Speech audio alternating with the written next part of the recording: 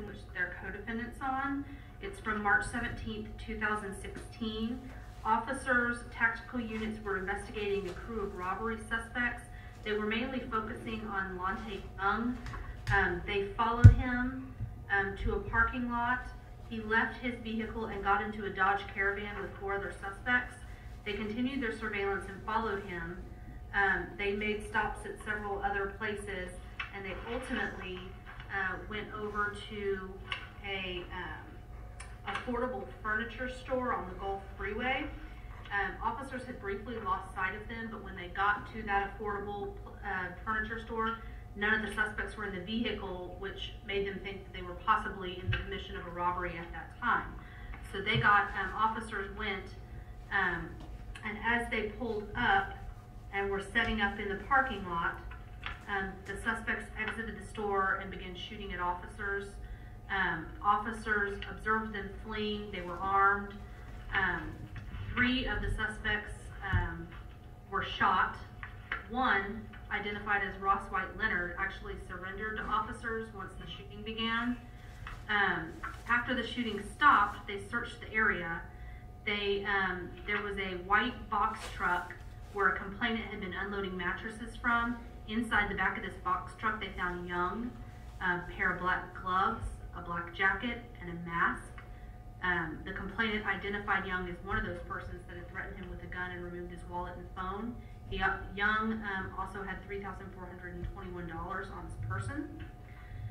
So that's that first aggravated robbery that they're both a part of. There are 2 additional charges on Young.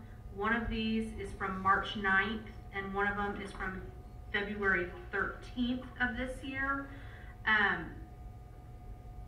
On the March 9th case, 4 males wearing masks and gloves entered a Cash America pawn store over on Jensen. One of the males was armed with a gun, assaulted the complainant, while the remaining 3 demanded cash and jewelry. They got a Crime Stoppers tip implicating Young as one of the males involved in the case. They then contacted the court to see if he had an ankle monitor, because he's currently on bond for aggravated robbery.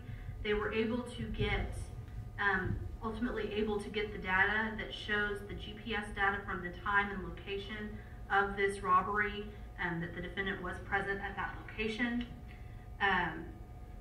which corroborates the Crime Stoppers tip. The February 13th, 2016 robbery was over at Lockwood, at an O'Reilly's auto parts stores. 2 males wearing masks and gloves ran into the store yelling for everyone to lie on the ground, told the complainant to open the registers and give them money. They were armed. They left in a white vehicle. A vehicle was left behind. There was a canvas bag found inside of the vehicle that was stolen from a different robbery. A co-defendant had been arrested in that different robbery after being identified during an interview, gave up. Lamontre said that during this robbery that he was across the street in a silver Lexus watching the robbery and giving instructions. They were able to determine that the defendant in fact does have a silver Lexus, and on the day of the shootout actually drove his silver Lexus and parked before he got into the van. They also were able to link up the GPS data from his ankle monitor, showing that right where that co-defendant said he was parked right on the street at the side of the business and was there for about 10 minutes, which was about how long the entire robbery took.